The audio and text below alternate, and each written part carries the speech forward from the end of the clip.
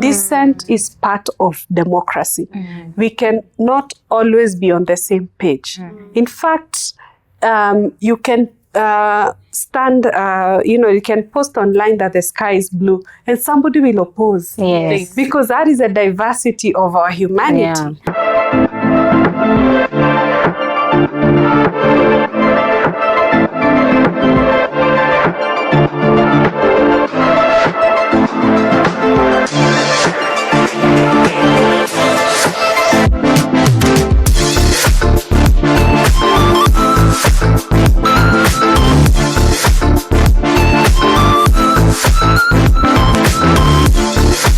Lovely people, welcome back again to another episode of the Record Podcast.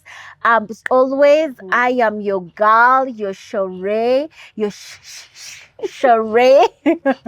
of Kiambu, Lisa Marian.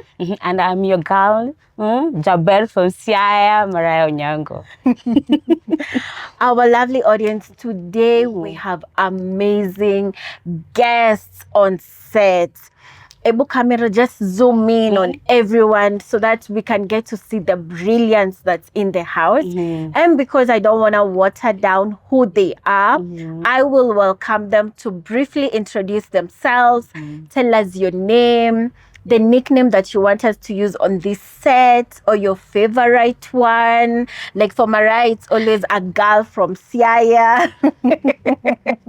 Let us know. And also, what do you do? What is that one fun thing that you do on a daily basis outside of work? You know, that you're really passionate about. Welcome. So I'm going to start on my left. Welcome. Thank you so much. My name is Wangoi Getahi. I am a lawyer. I work at Kelin. I focus on human rights and I have a strong bias for women and queer people. Yes. Welcome. A nickname, I am not a fan person, but I try. So it's just Koi. I've been Koi since I was a kid. And so that's, you can call me Koi. Okay. Thank you so much, Koi. Thank you. OTR family. Thank you. Hi, everyone. My name is Doris Kakpia. I serve at Raise Your Voice, working with sex workers, queer persons, and young mothers, and particularly those living with HIV.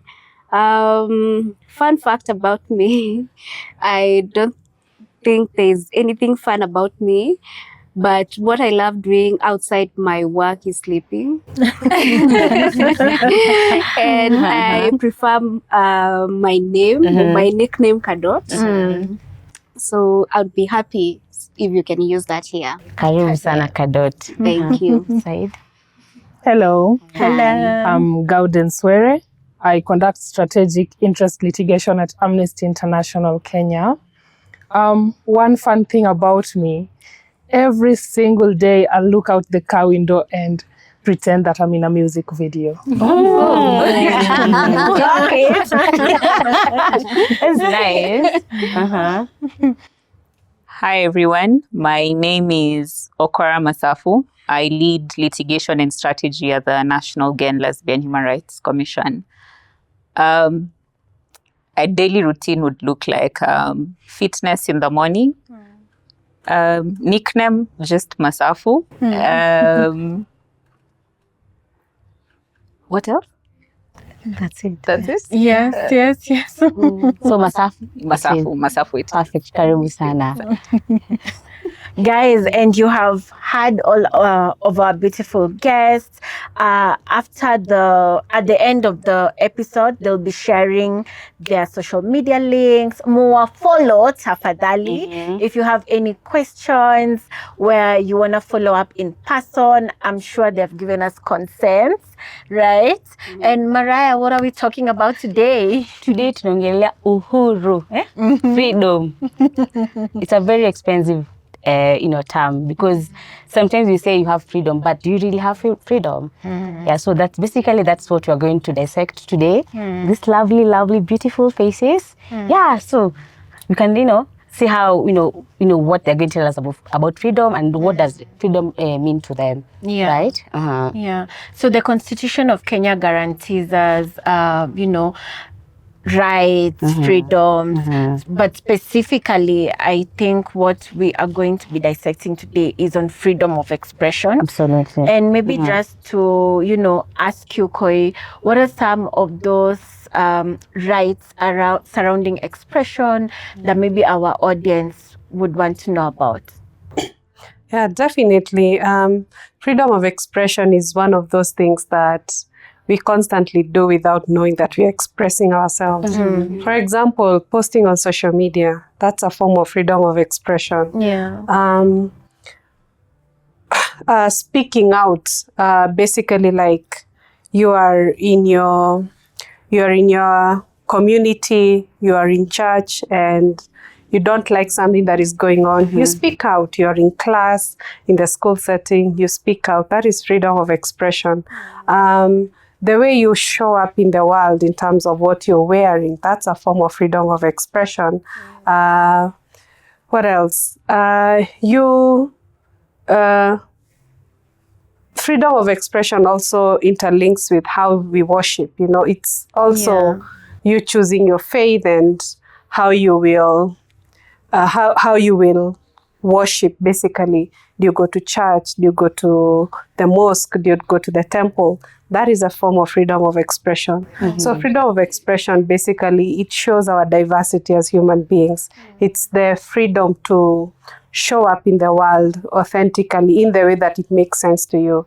And we do it every single day, knowingly and unknowingly. And it is one of those things that needs to be protected jealously, because we can never be the same as human beings. Yeah. So I think Lisa Wangui has talked about freedom of expression, and you remember I don't remember the year. My Dress, My Choice. Yes. And women were really, Yes, in the people were streets. back, you have to dress well. And you were like, even if I wear dera, kama umebarikiwa, Yes. So, so at that point, people are wearing tights, but again, wearing tights, it's too naked, or you can't even show your cleavage because you're showing men. And I'm like, we are dressing up for ourselves. So maybe as we, think around that, you can tell us what that freedom means to you. But unfortunately, despite the fact that we wear for ourselves, many people think that we are wearing to show off, unfortunately. So in a way, I feel like freedom of expression is usually curtailed by other people, by the society, even by the government, if they say, by religion, all these intersecting issues really trying to silence our freedom. Maybe just to respond to your question is to say that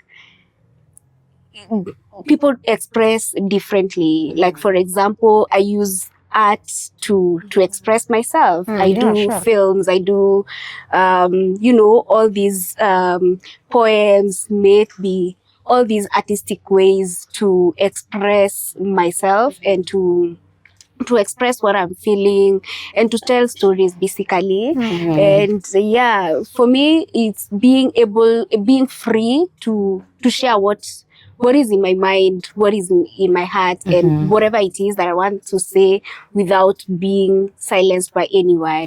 So to me, that would be freedom of expression. Thank you so much, Kadot, for sharing that. And just listening to you, I've been in forums where people keep saying, oh, Kenyans, you guys are so free, and you can do anything you want to your president. You get away with it. So I'm always, sometimes I sit back and I'm like, what is it that we have as Kenyans that maybe other people in other countries don't really have? And Gordon, maybe you can let us know, as you're telling us what freedom of expression means to you, some of the articles in the Constitution that really support Kenyans to enjoy freedom of expression to the extent our neighbors are like, yo, you guys are lucky. Yeah. I hope I get the articles of the Constitution right before I look like a Bonoko lawyer. But yeah, I think it's first just on the freedom of expression. And it's just not on expressing yourself, but you'll see that the Constitution itself says that you have the right first to seek information. You have the right to receive information, but also the right to impart information. So that is what the freedom of expression actually means. And before I actually go to the other articles of the Constitution or the provisions of the Constitution on that specific freedom, I'd say for me, freedom is something that I have realized growing up. I remember when we were kids, they'd tell us there's a reason why you have 2 ears and one mouth, if you can remember. Okay. So that you speak less and you listen more. You are a child. Listen instead of speaking, right? Sort of curtailing your freedom of expression. And I think now when we grow up and we become adults, even then, sometimes they tell you that is a government office. Why are you asking such information? Or that is privilege. It is not something that should be discussed behind closed doors, right? So for me, freedom of expression is just having that power to understand not only that I can express myself, but that expression is my own ideation. And it is something that I would like to communicate to people without being influenced or coerced in a way that I would not like to be. But generally looking at how freedom of expression is intertwined with other rights, you remember the Gen Z protests. Yes. Yeah. The right to protest, freedom of assembly, freedom of association. You see that those are closely interlinked. But what we say within the legal space is also that freedom of expression is the cornerstone of a democratic society. Consider the right to health. It is not just going to a hospital. Sometimes you want to get health information. Remember we said seek, receive, impart. Seek, receive medical information. That's the freedom of expression. Yes. Lovely. So baby, as we go to myself, in your beautiful years in this planet Earth, is there a point you feel like, yo, this one not allowing me to express myself? And what was that, how did that make you feel? Yeah. First of all, as a Kenyan, I think one of the darkest period was when we were getting internet shutdowns at some point during the peak of the Gen Z revolution, for lack of a better word. So that in the first instance, and second instance in my line of work, not only just as an activist, but also as a human rights lawyer. LGBTQ plus Kenyans have been in the courtrooms for over a decade, just trying to agitate for not only freedom of expression, but also freedom of association, which these rights are interlinked. You can't have one without the other. But to circle back to your question is, during the Gen Z protest, all of us wanted to be on Twitter and call out the government. And it's not just a matter of having freedom of expression. It's also expressing yourself in a manner that is not curtailed. So it's, or without the fear of, I will be arrested ama nitakujiwa na Subaru. So freedom of expression, even as you're saying earlier, the way our other siblings in other countries, and especially in the Eastern African region, when they look at Kenya, they imagine that, we are lucky to have these freedoms. But these are freedoms that we as Kenyans continue to really fight blood, sweat and tears to have. So it's not just a matter of, going on TikTok and, going on Twitter and calling Uhuru Jaden or Kasongo, it's doing that. This freedom is doing that without the fear of, I will be arrested, I will be killed, or I will be abducted. Thank you so much for sharing that. And I guess the way Gordon has said, you realize how to express yourself better the more you grow up, right? So I happen to sometimes work in an environment where Twitter is banned. I can only access Twitter when I'm back in Kenya, right? And I wonder, okay, wow, why isn't anyone in this environment saying anything about it? And it goes back just to us looking at our historical journey. With the different governments, the colonial era, what has changed? How have we, kept the fight going up to where we are now? And maybe just Kadot, do you have historical moments that we can reflect on, either the colonial. Hey, I am from Kiambu, so kindly don't judge my L and R. But hizo enzi za colonialism, moving all the way to the Moi era, and our new constitutional era. Can you just help us reflect on how that journey has been like for Kenyans to the point where now we are who we are? Yeah. Thank you. I think I know the country you're talking about. Don't we all? Yeah. I think even just looking back in the 80s, the 90s during the independence time, and especially it was so bad during the 80s and the 90s where Moi was the president. I hope I will not be banned for saying their name. But during that period is whereby even the journalists themselves, for example, even the activists themselves, they could not criticize the president, for example, just because either utanyongwa or something is going to happen to you, like what happened to the so many, the likes of Tomboya, the likes of all those beautiful figures that we had during that period. And even as time has progressed, yes, maybe during that time when it comes to, it was a different language being used at that time. And now with the new constitution, we see that the languaging or how we are shifting the narrative has actually changed a bit. But then the way things are being handled hasn't changed.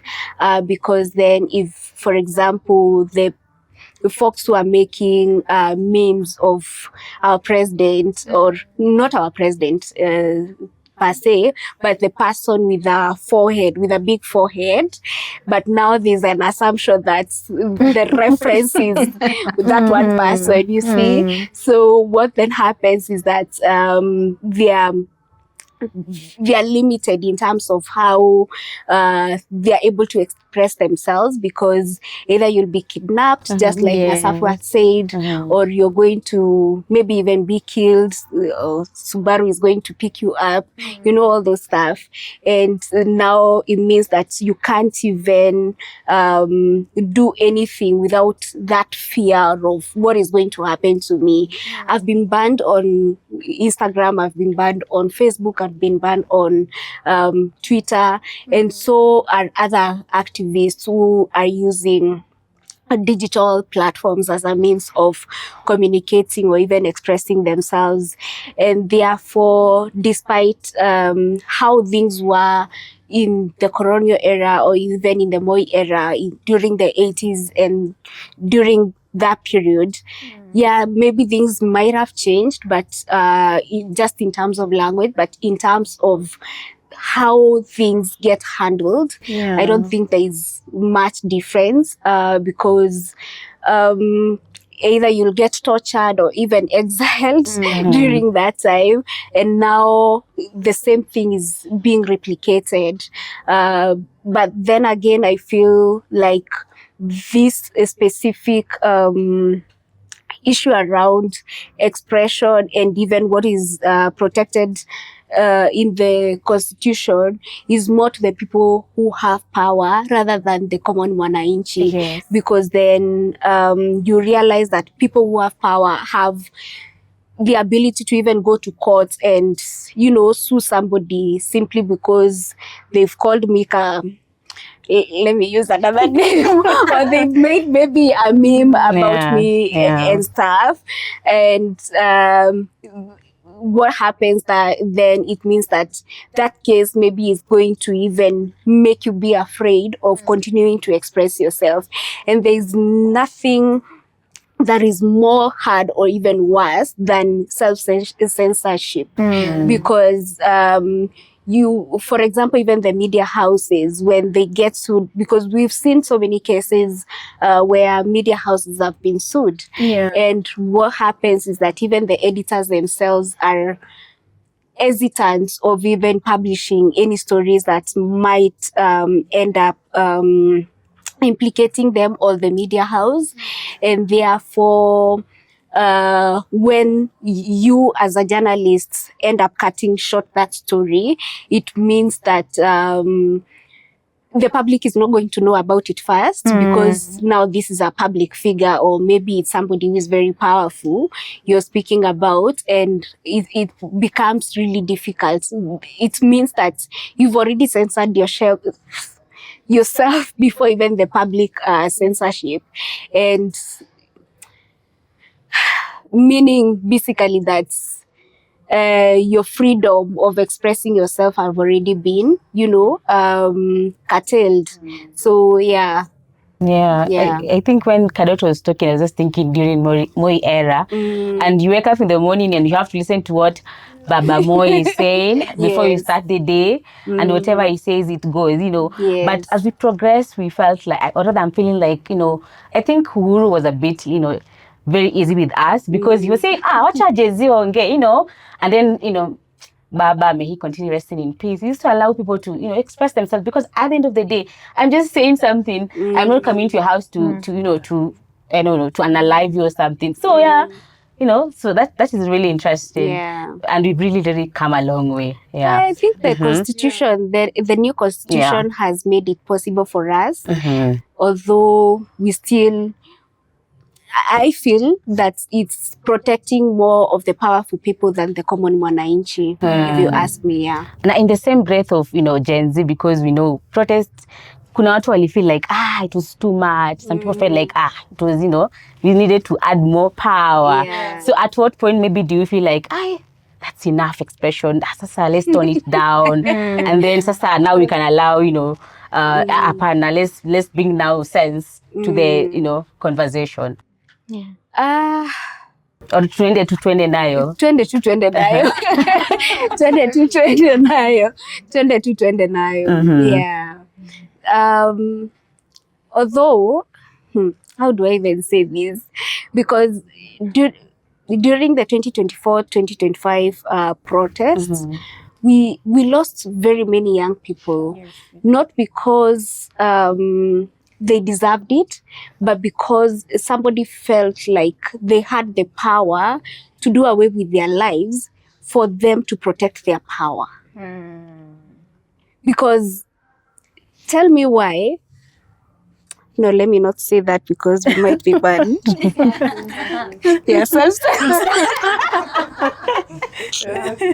Self-censorship. But tell me why somebody would openly and authoritatively say that shoot their legs, publicly. What that does to that young person who is very ready to even fight for their rights is that, of course, they will take a step back and start asking themselves, is it even worthy fighting for that right that I want to fight for, right? So it's take a step back. Take a step back. Yeah. Doris, just reflecting on what you're saying, I'm beginning to wonder, even as we say we have all these legal provisions that create a safe space for us to fully express ourselves in the diverse ways that Koi mentioned, do we have specific limitations also within our legal system that maybe limits how we can express ourselves? Because, kuna hii msemo, our people die for the lack of knowledge. So yes, as we are enjoying and thinking that we can express as freely as we want, what are those legal limitations that we also need to be aware of when it comes to expression? Gordons, would you like to? I know I keep giving you the constitutional question. You keep, by the end of this session, I would have proven to people that I'm not a Bonoko lawyer. So let's begin with the historical journey, right? The role, and begin with the similarities between the past and the present. The role against the government has always been one, that it does not matter that you do not like what I say. That is not justification for you to curtail my freedom of expression, right? And if we take that journey, the Africans spoke against the heart tax, right? We spoke about, no, not we. Our grandfathers spoke about multi-party democracy, right? Then we have the Gen Z protests. And then we have journalists exercising their media freedom. The difference between how the government acted then and how the government is acting now is on the basis of that, I'd say, how they handled the matter. Previously, we had criminalization of defamation, so that if you were to be handled, then you would be facing criminal charges. There would be threats to your security, so probably being jailed or facing fines, right? And that was up until around the year 2015. So before that, criminal defamation was within our penal code until that was now, it wasn't declared unconstitutional, it was repealed. Upon that repeal, it still snuck itself into our Computer Misuse and Cybercrimes Act under Section 22 and 23. So first, they say if you are publishing information that is false, but you want people to believe that it is true, then that is an offense. And for that offense, you would face a jail term of up to 5 years, if I'm not wrong. And then you look at 23 further. They say if you offer information that is likely to cause chaos or violence, what does that even mean? And that is also an offense. So we might argue that perhaps it was a win for us that the provision under the penal code was repealed, but you see it still snuck itself into the Computer Cybercrime and Misuse Act under Section 22 and 23. Those, luckily, have since been declared unconstitutional, and now getting to the limitations when you look at the freedom of expression, right? That you can exercise your freedom of expression. But first, let's begin with the but. But to what extent? You can exercise that right to the extent that you are not inciting violence or calling people to commit violence upon a person or a specific group of people. So generally hateful comments or hateful content.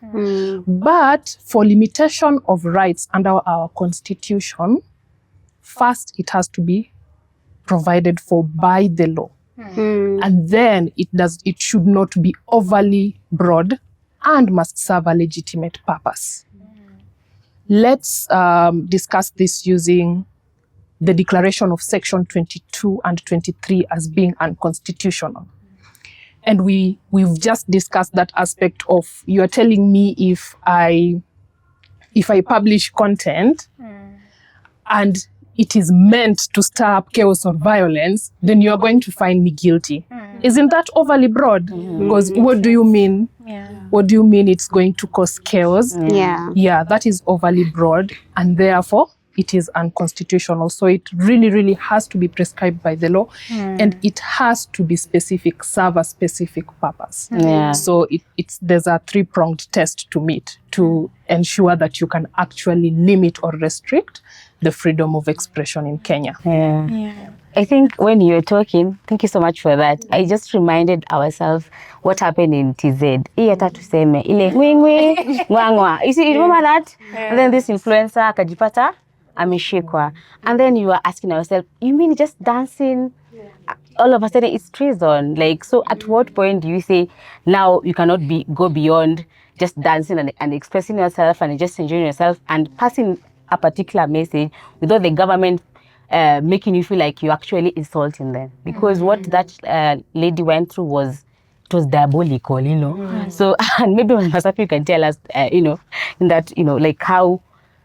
So at that point, like, how do you say this is wrong, or you cannot go beyond this, you know? And do you think that was the government has justification why they can decide to shut down the internet, and they're like, no, we are shutting it down because of ABCD, and they're justified? I think I really like that question. So, kuna what happens, kuna kwa ground, na kuna serikali, na kuna sheria. So, ultimately, what we are looking at ni sheria. Kuna religion, kuna feelings, na kuna sheria. So, when you look at that particular situation, from the face value of it and the entirety of it, it was such an unlawful. It was an unlawful and a malicious prosecution on the side of that lady. Number one, ni sheria ndo ina create Samia Suluhu's position. Yeah. She exists there to uphold that constitution. And she's not above the constitution. Religion also is not above the constitution. The government's feelings are not above the constitution. So bringing it closer home, our equalizer, again, like I've said, ni sheria. And in our particular case, we're looking at Article 24. So when you're limiting someone's rights, you look at Article 24 sets out a threshold. To what extent can you go when you're deciding to limit people's rights? It's different when you say, from today, people will not go to another county because we have a COVID lockdown. But you cannot wake up and say, people cannot go to another county because to go do Linda Mwananchi in another county. There is no justification for that. So it brings me back to Article 24, which creates the threshold. Number one, if you're limiting someone's right, is it justifiable under the law? And we're looking at things like proportionality. We're looking at things like legitimacy. For you to limit that person's right, is there a legitimate reason for you to limit that person's right? For example, you can say, we're limiting your right to life because you've been sentenced to death after having been found guilty of robbery with violence. There's a justification in law for limiting your rights. But it's a whole other thing, like I said, to say, I'm limiting your freedom of expression because because what you did on TikTok offended my sensibilities. There is no possible justification for that in the law. So it's quite unfortunate what happened to the lady in Tanzania. And I really hope that, you know, the law is followed and justice takes its course. Like I said, again, the law is the equalizer at the end of the day. And I think, not lucky, but I think that there's a lot to be done to protect the democratic structures, especially in Tanzania. Because, I mean, especially in Tanzania and in our neighboring countries, Kenya has done quite well. We are going back to the dark days, but we've done quite well in terms of protecting those democratic structures, that you are able to create memes, we are able to go on TikTok, we are able to, you know, call Jaden paka atoke TikTok, paka atoke Twitter, Twitter, X, atoke X. Yeah. Do you know, without necessarily coming to arrest anyone. So the law does not exist to protect someone's discomfort. It exists because it's there to protect our constitutional liberties, for lack of a better word. And those are they're not alternatives. They are mandatory. The people shall. Maybe just a follow-up question based on something you've said about the law is not there to protect anyone's feelings, how do you think Kenya has created an enabling, and I use the word enabling strategically, meaning that we are not yet there, but there's a certain level of progression whereby we can be able to express ourselves freely through our identities? That's a good question again. Yeah. Again, as I said, kuna rumors, kuna feelings, na kuna kwa ground, na kuna sheria, na kuna religion. Yeah. All of those things must bow to the constitution. Ultimately, we look at what the constitution says.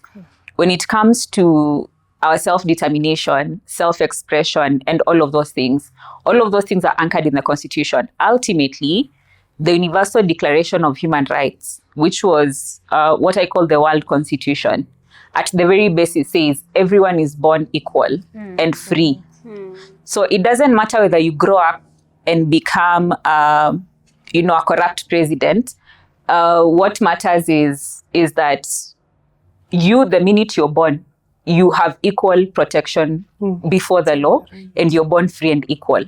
So that said, this constitutional liberties that we enjoy are liberties that we fought blood, sweat, and tears to have.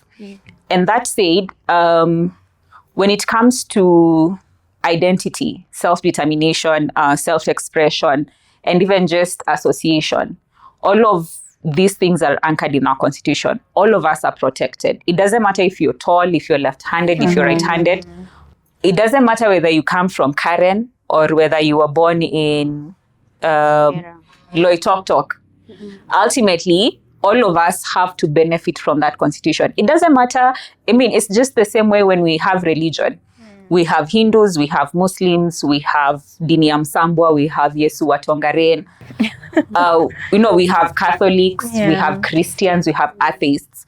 All of us coexist because of that constitution. I may not be able to stand, or rather I cannot, for instance, if I say I cannot stand tall people, I literally can't stand tall people. What that therefore means is that is my opinion. Yes. Are we together? But ultimately, even though I don't like tall people, they are still protected in the constitution. Even if I feel discomfort around tall people, or say I feel discomfort in a Catholic church, ultimately Catholics will still exist, and I must also exist because the constitution protects all of us equally. Whatever the Catholic gets is what the Hindu must get. Whatever the Dini ya Msambwa person gets is what everyone else must get. So ultimately, the constitution protects all of us. So even if we say 99% of Kenyans say don't like corrupt people, okay, that should not make sense. But let's say 99% of Kenyans don't like left-handed people. Yeah. That is their discomfort. We have to protect the 1% that is right-handed, because ultimately all of us must exist in that constitution. All of us are born free and equal of that constitution, and all of us must benefit from that constitution. Is it the case? It's not the case, unfortunately. We have had instances where there's been a lot of societal bias. There's been, people have extended their religious bias onto others, which has ultimately turned into violence, which has turned into people getting stoned on the streets, people getting undressed. All of these instances have happened. And ultimately, the responsibility of the government is to ensure that everybody benefits from that constitution. That constitution is an agreement that has been made between the Kenyan people and the government. Whether the Kenyan government doesn't like a section of the society, they do not have a choice. They are there to implement that constitution. I know I've said a lot, but that's lovely. I think, thank you so much. I think I was just thinking, Koi, in the same breath, where we are allowing people to express themselves. So do you think at what point am I expressing myself too much, or is kuna kitu kama hiyo kweli? And then we have so many cases of online gender-based violence. My boyfriend tumeachana na decide sasa I'm going to release Mariah's, online. So, so at that point you are like, those were very private moments we had. So why are you violating, my rights, something like that. So maybe what can you tell us about that? Yeah, so that's a really important conversation because first of all, when you're in a relationship, if you've been in love, Red is a favorite color. Akikwambia nataka picha, my love, whatever you want, I will send it to you. Yes, whatever you want, I will send it to you. You want a picture of me in a certain place, I will send it. I love this person. And then when it turns sour, these things are used against you. And that is actually a form of harassment. It's a form of online gender-based violence or technology-facilitated gender-based violence, TFGBV or OGBV. And so what that actually does is that as a woman, as the person, because it's a violation, I sent these photos in trust. I sent these things to you knowing that to a person that I trusted, a person that I loved, and then it's the ultimate betrayal. And what that does is that you have a fear. Even the next time you are in love with somebody else, you will hesitate to send the photos. And if you've ever been a receiver of photos, it does feel good to receive the photos, right? Yeah. So it's something that it is, I would say it's organic in a relationship, in a happy couple, happy relationship. Those are some of the perks that come with the relationship. So now if you're in a position where you no longer feel safe to send the photos because they will be used against you, that is a form of online gender-based violence. Also, I don't know if you've seen the misuse of AI when a woman uploads her photo. You are fully clothed, but they use AI. They've seen men using Grok on X to remove the clothes from her body, And so you have used your expression to express yourself at the online space, but somebody violates that. Because you did not intend to be unclothed, but now it looks like you posted nude photo of yourself. That is also a form of online gender-based violence. And what that does is, first of all, it is showing how deep. Unfortunately, I'm a feminist lawyer. The word patriarchy must come out. So it's showing exactly how deep the thorns of patriarchy are, such that even when you use your own phone, your own internet, your own image, somehow the patriarchy is able to come in and show you that you're not safe in our world. We can still violate you here because these are the rules of our world. These are the terms and the conditions. And what happens is that the law has not caught up. The law is not able to protect women from these kinds of violations. Because what now happens is that you find that it even translates now to the real world, because there are people who manage to, once you post the photo, once you post, they're able to get the location of where you are, and you did not intend to show where you live, and now you're getting stopped, and now you're getting followed home, and now you're basically not safe anymore because of the one image, because of the way you expressed yourself online, So it's really it's really a violation, and I think it's important that the law is able to catch up, that we're able to put a word for it, that we are able to have people held accountable because of this. The first question you asked is whether it is too much. Like Gauden said, in a democratic society, there will always be opposition. Dissent is part of democracy. We can not always be on the same page. In fact, you can you can post online that the sky is blue and somebody will oppose. Because that is a diversity of our humanity.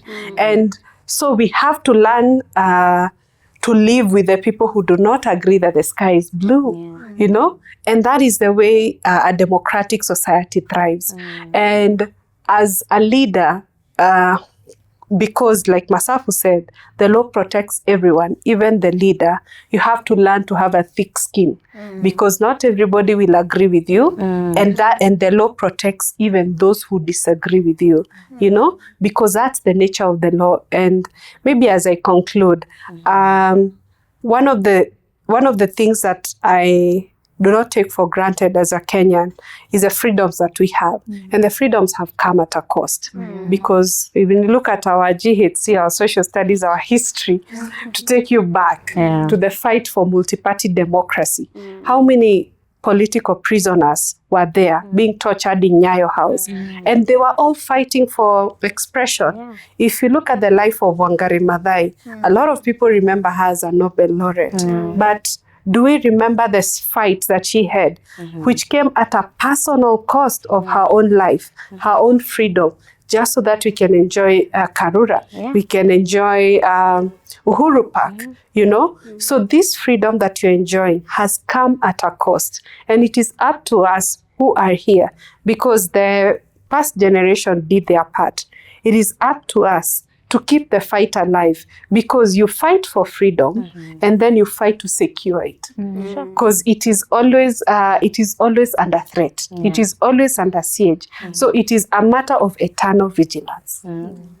Okay, so thank you so much. I think I was just saying, remember during the time Russian guy was trending? Yes. And women were like, yo, like, but the guy was saying, you know, these women followed me, you know, so he was trying to remove himself from that situation. But then again, I was just thinking, so what are some of the, you know, local and, you know, regional policies that can actually protect me, so that if I find myself in that situation where this man has violated my rights, I can actually, you know, use them to protect myself. So I will start locally. Locally, we would need, first of all, because online gender-based violence is an intersection of gender-based violence as well as now the online space, the digital space. So it's a mix of the digital rights, basically data protection, as well as now your protection as a woman from violence, from gender-based violence. And so there's that intersectionality. So currently what we have is two, you know, like laws that are, let's say, on one realm. So we have laws on data protection, we have laws on gender-based violence, basically the Sexual Offences Act, but we don't have that intersection. And this could have actually, regionally, I would say it's a missed opportunity for the African Convention on Ending Violence Against Women. It's called in short, the AU CEVOG. It would have been an ideal law that would have come in to give sort of standards that all African countries can use when it comes to addressing online gender-based violence. But what happens is that it mentions gender-based violence on the online space. It's like an afterthought, because it talks about private, public spheres and the cyberspace, as if violence on the cyberspace is, you know, it's exclusive. It is not interconnected to both the private and the public.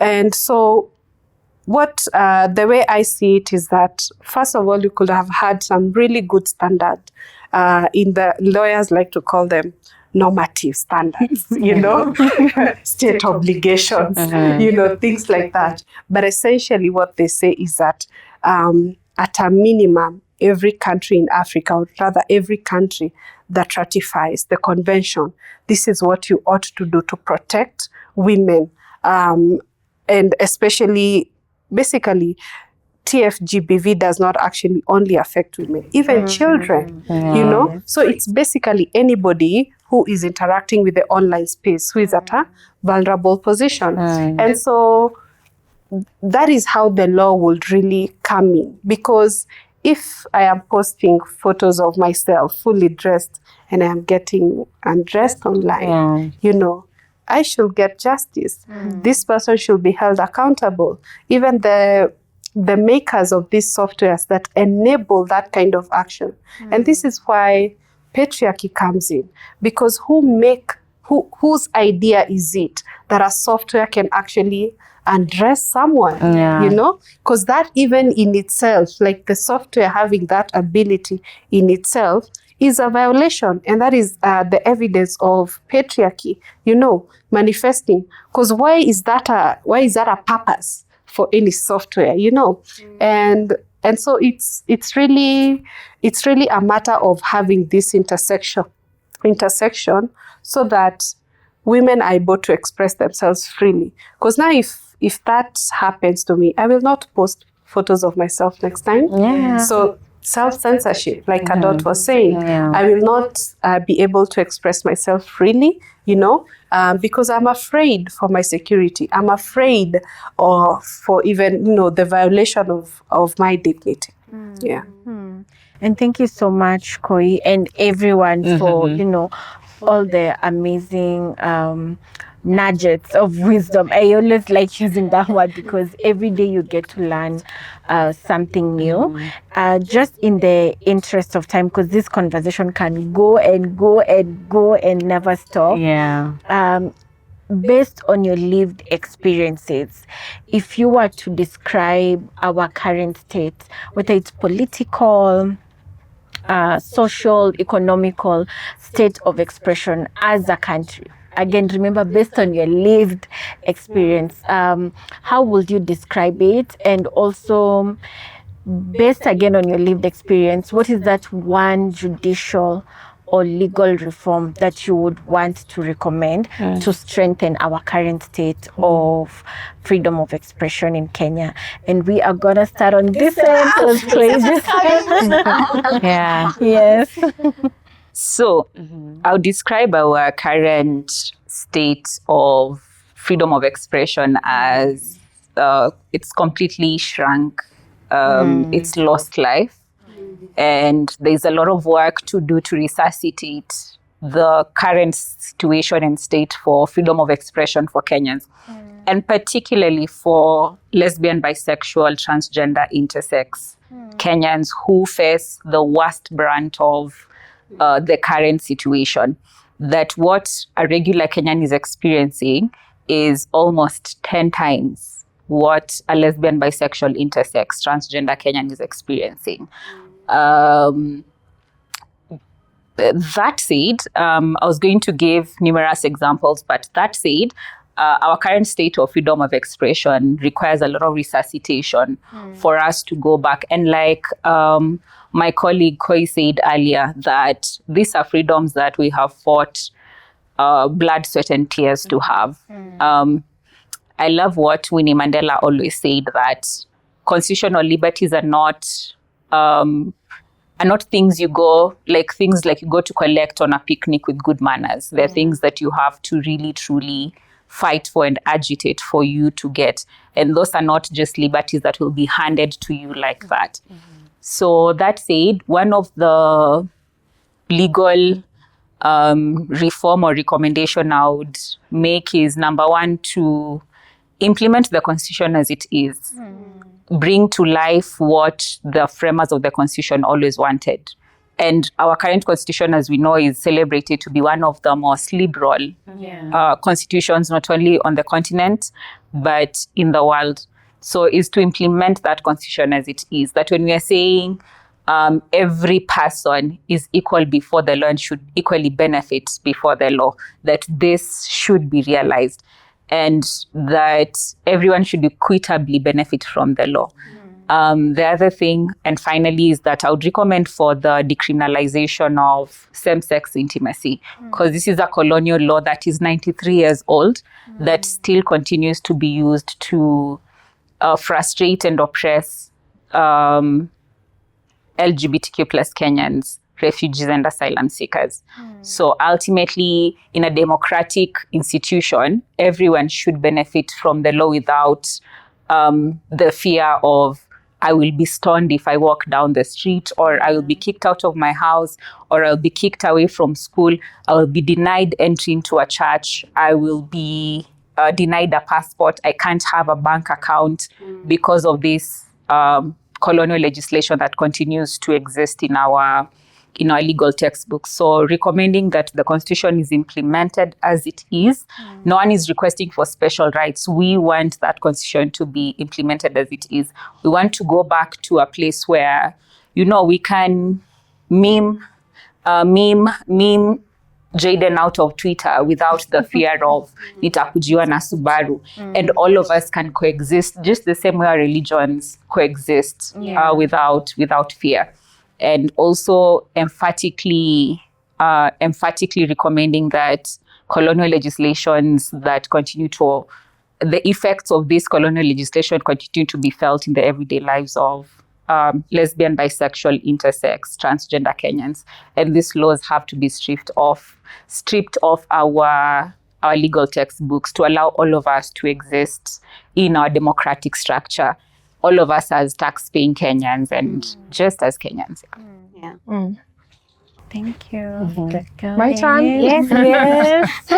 My descriptive word would be, or phrase would be, shrinking civic space. And we recognize that now more than ever, human rights defenders and civil society organizations are facing increased threats of forced disappearances, intimidation, threats, and that has now extended to what we call lawfare, intimidation through the use of legal processes. That if you were to sue an organization right now, you had an organization and you were sued, you would be diverting the funds you have from programs to now focus on defending yourself in court.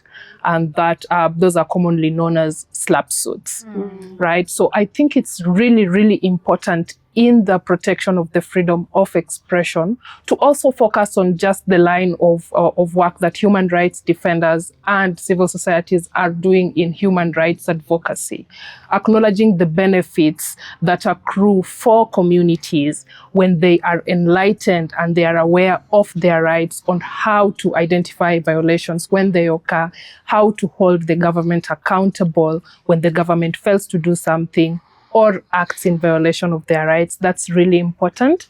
And reforms, as I see right now, is just having the state acknowledge the great duty that it has, and especially the judiciary, the great duty that it has in protecting human rights defenders and civil society organizations. Giving examples of, say, media freedom. How do you interpret charges brought before you when a blogger is brought before you and they say that something that he said is now contrary to Section 27 of the Computer Misuse and Cybercrimes Act. So just saying that we need the judiciary to strongly, strongly protect the freedom of expression for human rights defenders as well as civil society organizations. Thank you so much, Gordon. Thank you. I think one word that I would use to describe the current situation is it's sophisticated. And why I'm saying that is basically because, for instance, regardless of the fact that maybe things have changed in how things are being handled, it's in a similar breath how they are being carried out at the moment. And this is basically because we're seeing that we've moved from detention cells to courtrooms, cases and issues. And I'm happy that Gaudence has mentioned about the slap suit, because it's what is being used by individuals and even organizations to curtail even the advocacy that organizations and human rights activists are doing. And this is to say that this is a process that really, and particularly even just speaking around defamation, where somebody will just decide that what you're saying or even expressing or even trying to advocate for is not the right thing for the Kenyans, because maybe you're going against somebody's belief. But then Masafu had mentioned that the law is not here to please anybody, but rather to protect each and every one of us. So I believe, yeah, we maybe have a long way to go, but maybe we'll get there. Yeah. Yeah, so for me, I think we are at an interesting era, because I think we've all heard that saying that data is the new oil, right? And that means information is power, to an extent where information is money in this era that we are in. And in as much as we have a lot of freedom of expression across board, and I say this, like for the continent and limitation of the same, we also have a lot of access to each other, and we are able to have platforms because social media has given us that leeway. But what we are finding is that there are people who are not happy with the freedoms that we have. There are people who are working extensively to ensure that these freedoms are limited. And so they've found, if I want to take away your rights, I will not come and tell you, you know what, I don't like how free you are as a woman. I will come with a lot of misinformation and disinformation, such that you will agree with me. Before you know it, I'm taking away your rights. And so that is what has happened. And we are having a lot of people who feel that women have too many rights. I don't know if you've been online and seen this conversation where saying women are too empowered. And they come up with the reasons for why women are too empowered. That women are taking up the spaces, they're the ones in the professional space, that women are the ones who are driving all the cars, But what do the actual statistics say? Because that is a form of misinformation and disinformation. Women are still disproportionately affected by gender-based violence. If you look at even the kind of the rape cases, the defilement cases, how many of them actually go to court? But men will be the first, or rather, let me not say men, because it's not all men, but we will have this thing that women are always crying wolf and kuekelea wanaume makesi, Yet, what do we know? What does the data actually show? About 95% of the cases are never reported, right? And of the other 5% that are reported, only about 3% or 2% get convictions, right? So the misinformation is rife, right? And so what we are finding is that we are in an era where the freedom of expression is actually abused in that it is trying to take away rights that we've already fought for and gained, like women's rights. And so for me, I will maintain eternal vigilance is really important. When you see somebody saying things like, women have too many rights, remind them of Afghanistan, where women cannot even show their face. Because, like we said, presenting yourself how you're dressed is a form of expression. So if you're required to wear a burqa and all you can show is your eyes, is that really freedom? Are women really free?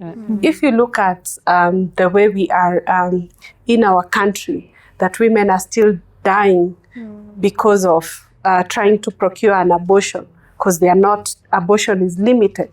Is that really freedom? Because that is your expression as a woman. That is a choice you're making. It is called bodily autonomy, a choice that you're making. Is that really freedom? If we look at the statistics of the people who are getting higher education, getting, what is it called? The numbers, boys to girls in terms of education, women are still not free, So we need to counter this information. We need to show that, this is a narrative that is being pushed that is not actually factual. And we need to show that this information that is being peddled is not factual, and we need to disprove it in our own little ways. And when they try and tell us, language in terms of decolonize and trying to say things like our mothers used to what do they like to say? Our mothers used to stay in their marriages. That kind of love does not exist anymore. Yeah. We have all spoken to our grandmothers. We've spoken to our mothers. The kind of violations they had to undergo just to stay in the marriage. The kind of abuse in terms of physical, financial, psychological abuse just for the marriage to last, And so this kind of misinformation, we need to completely dispel it. And we need to say that, this is not true. And so in this, for me, it is that state of eternal vigilance, knowing that we could be free today, but the kinds of freedom that we enjoy could be taken away at any point. And so we need to constantly fight for it. Yeah.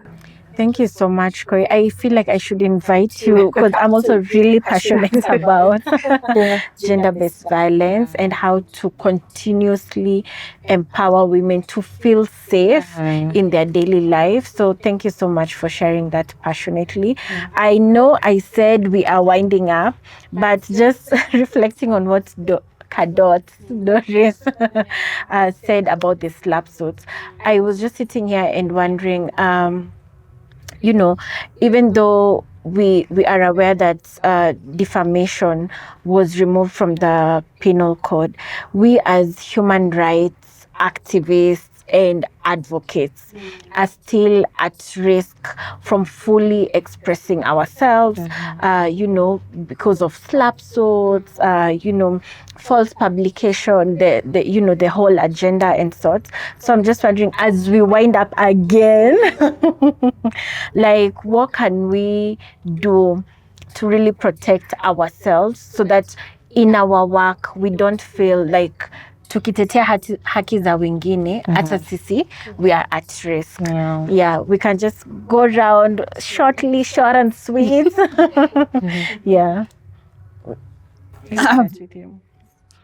I think the thing would be to anchor ourselves in the Constitution and not to pull back from the fight. Even so, when you look at these slap suits, ultimately their goal is not to follow the law. Their goal is to silence, their goal is to suppress, their goal is to oppress, and their goal is to bully, for lack of a better word. So the thing is to aggressively fight back against all of these structures that are being used. Sometimes even the law is used as a weapon, as a weapon to suppress, to silence, to oppress. So the thing is to use the same law to actually keep off the bullies and to put the bullies in their place. You'd find that in countries like Senegal, for example, they've passed a law that allows for gay Senegalese gay Senegalese citizens to be arrested just for falling in love or existing as they were born. So you find that sometimes the law is used as a weapon. And a classical case is the slap suit. The slap suit is just a typical bully like we saw in primary school, who's using their weight, throwing around their weight to actually silence people. So the thing is to use that same law as it is to push back on these bullies that continue to silence, suppress, and bully people, for lack of a better word, even though they're using the law. So the thing is to continuously to push back and not to relent. If they bring a slap suit, the thing is to defend against injustice and push back. We promised you were winding up. Yes. So We're still here. so I'll keep it short, real quick. Just as Masafu has said, finding our anchorage in the Constitution is very important. And just like we discussed, is that rights cannot just be limited just because I don't like your view or your opinion. So understanding that we have anchorage in the Constitution. And just because we've said slap suits, that's legal intimidation. So you have to understand how the law also protects you. Usually people get intimidated when they receive demand letters, and sometimes they're quick to pull down their posts or to issue apologies. But it's to just understand where you stand when it comes to the law. If you are speaking the truth, it is not defamation. If it is a person sitting in a public office and you spoke about their conduct or how they operate within that office, it cannot be defamation, right? So just understanding the defenses you have within the law to enable you to adequately and effectively fight off that intimidation is very important. But also just having strategies and partnerships with like-minded persons and organizations is also very important. Remember, slap suits are quite draining, not just psychologically, but also financially. And therefore, you need to be able to find a community that you can lean on to offer you the support that you require at that particular time. Yes. Thank you so much for this. I'll keep it short as well, and probably just to say that it's for us as individuals, as civil society organizations, to realize that people silence themselves, not because sometimes they are told to do so, but because they are afraid of the consequences that will happen. And just like Gaudence has already explained, that defamation it's a legal intimidation, right? And that is what many people, many big or powerful people, organizations are doing. And maybe mine is to ask the courts, and even particularly the courts, to be aware of that. I know they're aware, but maybe to be very intentional when working on cases around defamation, because then maybe the person who is trying to intimidate the other person is trying to hide a particular truth from either the public or from it basically getting known. So I believe it's for us to be more vigilant, not to be afraid and end up silencing ourselves, but rather take it up. Yeah. Yeah. So just like my colleagues have said, it is basically about you're not fighting alone. You're not alone. There's others behind you. Make noise. There are angels who will help you fight and protect you in the fight, because just like my colleagues have said, they are bullying you. They know they will not win the case. In fact, they do not care about winning, but they want to drain your resources. They want to ensure that this is the only focus, that any work you are doing has now been derailed, and now you're focusing on defending your freedom. And so just know you're not alone. Make noise. And we say, Aluta continua. Wow, what a lovely way to end our conversation. Yes. Thank you so much, our lovely guest. I know Otiari mezeo ni udaku, kuchaka, kuchoma. Leo the conversation was a bit heavy, but thank you so much just for making it, may dissect vizuri. Itafikia wale wa mama back in the community, that Gen Z. And right now tuko in a political, wavelength. We are warming up for, for elections. So thank you for reminding me that we can go out there and pick it peacefully. For remind me that nikifanyiwa kitu na my man ama my ex, the law is behind me. And thank you so much. We don't take it for granted, Apa OTR. It was really, really nice having you on, as our guest today. So I think, Lisa, until next time. Maybe before next time, Uh-huh. our guests can just tell us how, if someone wants to reach out. Oh, okay, yeah. Because most of what you've said is, oh, no, we are behind Yeah. you. You know, so where is this behind Yeah. you? How do we reach out for Yeah. that type of support? Where can we get help?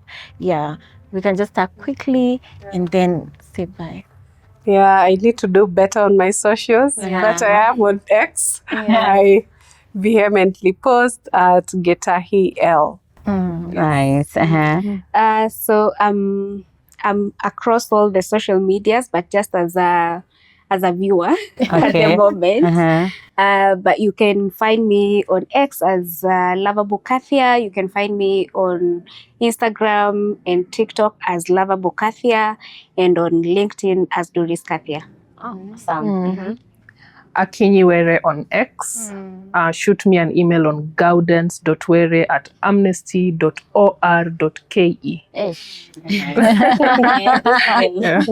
Okay. I exist as Okora Masafu on all social media platforms.